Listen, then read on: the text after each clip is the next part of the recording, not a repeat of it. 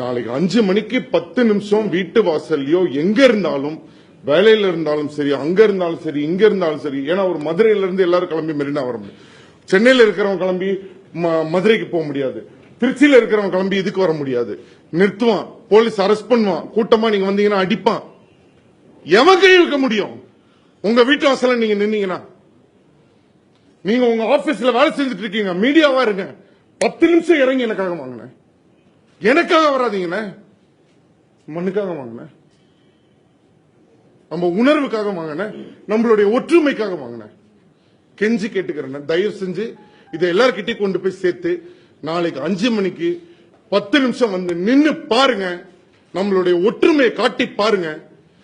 இந்தியாவுக்கு தெரிய வைப்போம் எங்களுடைய ஆதங்கம் என்ன. இது ஒரு புது போராட்டம். தமிழர்கள்னா நாங்க அனாதை கிடையாதுரா. எங்களுக்கு கூட ஒற்றுமை இருக்கு, எங்களுக்கு உணர்வு இருக்கு.